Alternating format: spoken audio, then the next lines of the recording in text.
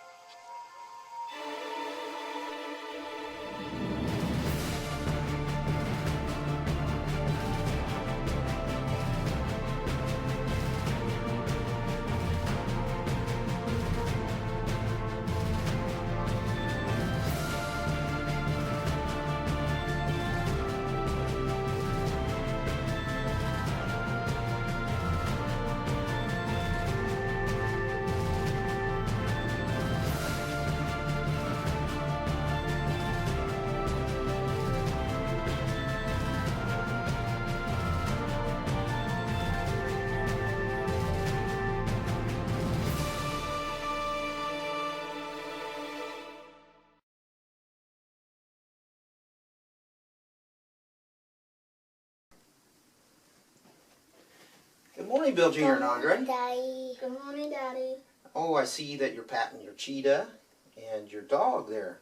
Hey, I have a great idea. I remember a show, watching Jack Hanna's show, where the dogs would save the cheetahs' lives and they could become best friends. How about if we go watch Jack Hanna do one of his shows? Come on, let's go.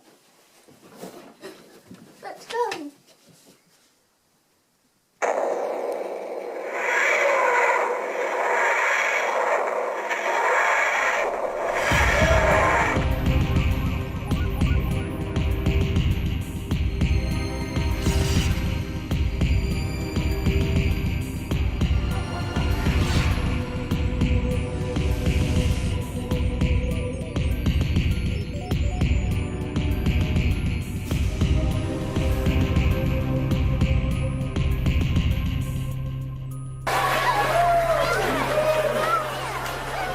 Anyway, thank you all for coming tonight. You had fun here at the zoo? Our attendance in December of 1979 was 3,200 something people. In December this year, along with a few days in November, the attendance will be over 325,000 people. That's amazing. And by the way, the citizens of Franklin County and Delaware County and North Central Ohio, you guys have built the number one zoo in the country. Not Jack Hanna. You guys have built, we're voted the number one zoo in America by USA Today. Can you imagine that? So round of applause for you guys. Oh, I know you all love this. This is a homo sapien, 6'7". Baxter eats meat, plays basketball. I'm just kidding. Just kidding. Your sister, where's your sister? She's gone. She had enough. This, everybody, is a Siberian lynx, everyone. Look at it very closely, all right? The Siberian lynx is an animal that was in last July went extinct in the wild. Not many of you have ever seen an animal that goes extinct in the wild. And this is obviously raised in the zoological park. What happened to this animal? If you know about Siberia, that part of the world is a tough part of the world. I wish each and every one of you could touch this cat's coat. This cat's coat is like silk. Therefore, it was hunted by the tens of thousands. That's no longer the problem. The problem is he's going to break his leg and he jumps on the table again. Just kidding. Anyway, no, you eat the cotton. Don't eat the cotton. I think we'll take it back there. Let's really eat the cotton. Anyway, this is the Siberian lynx. They eat a lot of rodents, deers, all those kind of things. And those back feet are like snowshoes, by the way. Look at that, he's going out there. Those are beautiful snowshoes. He walks across the snow with his whole back part of his feet. It's amazing, this animal. Again, down in the wild. Siberian lynx. Does very well in zoological parks. How many of you see one of these? I'm sure some of you have, but not many. This is called a bear cat or benjamin. We'll walk from down here over to here, and I'll talk about him as he walks down. The bear cat or benjamin, everyone, lives in Malaysia. It's nocturnal. It spends its entire... How did I see you guys? This is a herd of elephants here coming through. That's very nice. This is all one group of people, or y'all know each other? You all know each other. Hello? Is this like a church group, or what is this? Are y'all a family? Are you listening to me? Are you all a family? This whole group is one family. Oh, they're just following each other. They're between animals sometimes they go over a cliff. Let's just follow him. Anyway, this is a bear, cat, or benjamin, as I said before, from Malaysia. They're nocturnal. They live in the rainforest there, all right? These animals, absolutely, if you don't believe me, it smells just like popcorn. You do not believe this. It's incredible. Here, smell one through. Here, you won't see it. Don't smell it. What does it smell like? Popcorn. Anyway, it does, really. The animal's hair is very coarse. You see that tail that we got here? This tail is a prehensile tail, everybody. That's the strongest prehensile tail of any animal in the world. For example, monkeys, opossum, those are prehensile tails, all right? If this were to go around her neck, it would take her, straighten her ass in a minute. That's not what it does with it, though. It hangs in trees and eats animals upside down in the rainforest. Also, look at the big whiskers on it. These whiskers are there because this animal hunts in total darkness. This animal cannot see anything. It's like a walrus, and he goes 1,000 feet down the ocean. He feels with his whiskers, all right? Same thing with this animal here. He has very powerful claws and very sharp teeth. The animal also is a solitary animal in that part of Malaysia. Some people actually try to domesticate this animal. A lot of people get very severely injured because they take their head off in a split second. Again, the bear, cat, or benjamin, very rarely seen. This animal we just started using for education about 5 years ago. So let's hear it for Ben the benjamin. How many of you seen the dog show out here, the dog and cat show here? Have you seen it? Make sure you guys see this next spring and summer. It's beautiful, dog and cat. It's all West Street animals. We have a big show here this spring and summer. The American bald eagles. So I'll go down that way if you would. These everybody I want to see penguins, right? Now, if you're doing a game show someday, they're going to ask you, how many species of penguin are there? There are 17. Out of those 17, they're going to say, how many live in cold weather? Most people say, all of them. Only 5 live in cold weather. This bird here, but out here tonight, it's game tonight, out here for 2 nights, this bird will die. This is from South Africa. It's called the black-footed penguin, or also the jackass penguin, because they gray like a donkey. Seriously. But this bird did not take cold weather. Only 5 out of 17 live in cold weather. I mean, you saw like Marcher penguins, some of you saw, I'm sure. Those birds can go to 60 to 120 below zero. These animals cannot do that. Even though the penguin has more feathers per square inch than any bird in the world. More feathers per square inch than any bird in the world. Get that picture right there.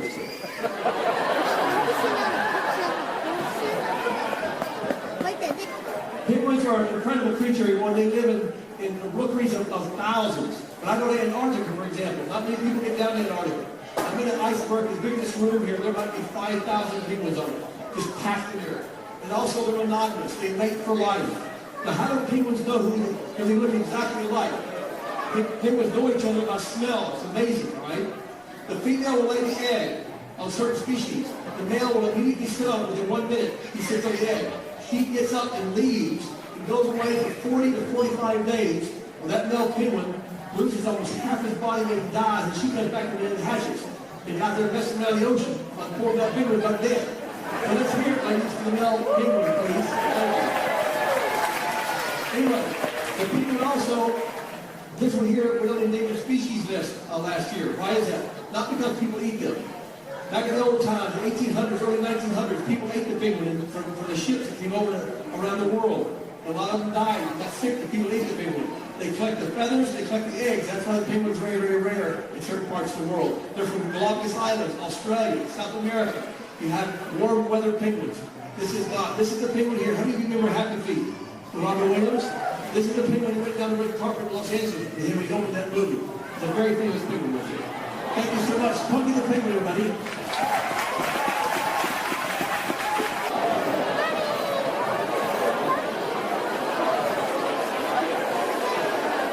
Hold on a minute, hold on. I know, look at that hat. That's the coolest hat I ever saw. I saw you crawling down catching your baby on the floor. I thought you were like a little lap leopard. Anyway, these are kangaroos. What kind of animal is a kangaroo?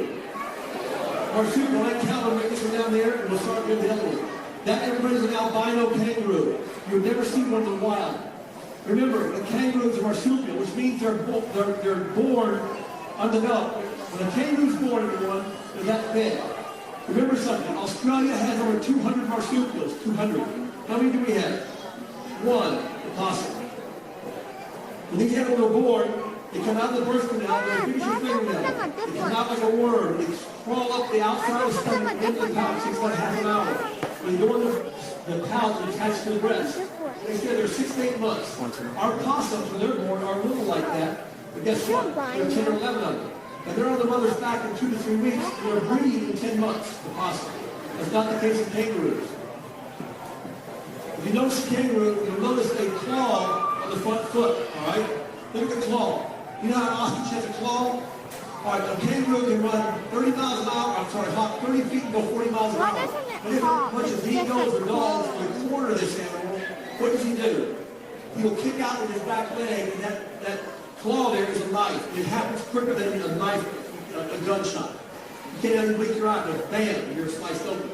That's a means of defense to the kangaroo. Again, only one person in history has ever been killed by a kangaroo. That was 2 years ago in Australia, where guys came into a party, came home late at night, tried to corner a kangaroo, and one of them's not here anymore. But that's so rare, you never hear. For example, we have kangaroo walkabouts here, you go into kangaroos. But these animals, again, they live in big groups. What do you call big group kangaroos? A mob of kangaroos. Again, they're unique animals. They're still hunting radio for the coat and the meat in that part of the world. It's like we have cattle. It's a culture. It's a beautiful animal again, and that's a beautiful albino. That's a big orange or red kangaroo. See you later. That's hopalong. And that's I don't know what that is. Don't miss election. This right here, look at these closely, everybody. We very rarely see these cats. What we have here is called a caracal cat. What we have here is called the serval cat, both from Africa. A lot of you look at it closely again. Where do you see these? Some of you that might know Egypt. Some of you may be from Egypt. If you don't get to go to Egypt, go inside the pyramids. Look on the side of the walls. Look at the mummies. Look at the pharaohs. This animal here was domesticated by some Egyptians, especially the pharaohs. This animal is not that they were worshipped. This animal gets about 5 times this size. You see those ears? They get this long. You see the tough ear? Look at it that long. It's a very regal looking animal. An animal that actually some people say they were buried with the pharaohs in their mummies. But when you go there, you look on again the inside of the pyramids, you'll see them drawn there. So we know that they existed there thousands of years ago. Today they're very almost all extinct in the wild up there. They are in Central Africa down into South Africa. This animal right here is called the serval cat. All right? The serval cat is an animal that actually, like this one, can catch a bird in free flight. These cats can jump up 8 feet in the air, I've only seen it once, lay in the grass and grab a bird flying by. It's amazing. His legs are different lengths, his front and hind legs. He also has eye spots. You look at the back of the ears here. You'd be nice. This cat is about 5 times the size. They're not a big cat, by the way. You see the back of the ears have spots on it? You see there? Or you can see it or not. Those are called eye spots. This cat is young, is eating something on the ground, and something comes up to eat him. He thinks he's looking backward. It's not. It's spots on the back of his ears. A lot of cats have that. This serval cat also was hunted for its coat, but that's now gone. The diet of this animal, what do they eat? You say meat. You're a cat, right? 60% of his diet, 60 to 70% of his diet are insects. Now why is that? Because what he will do, they're solitary by the way too. They'll follow herds of zebra, herds of elephant. If you've ever seen a herd of zebra, 100, 200 zebra, or 10 elephants go by, when they go by, it's like a bulldozer, they're ground, and they pick up all the insects and worms and snakes that are down in there. These are unique creatures. I've only seen these twice in a while. I've been there many, many times since 1978. But they're not that they're kind of rare, but they're hard to find. You can imagine big tall grasses, how they blend in. You can walk through there and you're another cat sitting there. So let's hear it for the serval and the